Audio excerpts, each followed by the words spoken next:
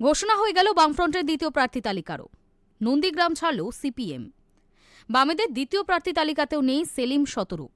বৃহস্পতিবার বিকেলে আলিমুদ্দিন স্ট্রিটের সদর দপ্তর থেকে দ্বিতীয় দফায় ৩২ জন প্রার্থীর নাম ঘোষণা করা হয়েছে। বামফ্রন্টের দ্বিতীয় প্রার্থী তালিকাতেও তেমন কোনো চমক নেই। বৃহস্পতিবার বিকেলে আলিমুদ্দিন স্ট্রিটের সদর দপ্তর থেকে দ্বিতীয় দফায় ৩২ জন প্রার্থীর নাম ঘোষণা করা হয়েছে।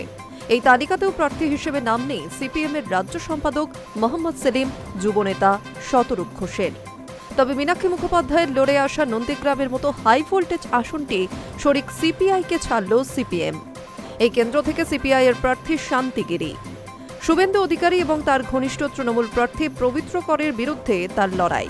ভবানীপুর আসনে মুখ্যমন্ত্রী মমতা বন্দ্যোপাধ্যায়ের বিরুদ্ধে প্রার্থী হচ্ছেন সিপিএমের চেনা মুখ আইনজীবী শ্রীজীব বিশ্বাস। তার আগেও একাধিকবার নির্বাচনী লড়াইয়ে নেমেছেন তিনি, তবে প্রতিবারই পরাজয়ের মুখ দেখেছেন। এদিন বামেদের ঘোষিত ৩২ আসনের মধ্যে ভবানীপুর, নন্দীগ্রামের প্রার্থী ছাড়াও উল্লেখযোগ্য বালিগঞ্জের প্রার্থী। জল্পনা সত্যি করে এই আসনে যাদবপুরের গবেষক ছাত্রী আফরিন বেগমের নাম ঘোষণা করা হলো। সম্প্রতি নির্বাচন কমিশনে বৈঠক করতে যাওয়া সিপিএম প্রতিনিধি দলে বর্ষিয়ান মোহাম্মদ সেলিম, শমিক লাহিড়ীর সঙ্গে দেখা গিয়েছিল দলের তরুণ মুখ আফরিনকে। সেই থেকে জল্পনা উস্কে ওঠে যে আফরিন এবার ২৬-এর ভোটে প্রার্থী হবে।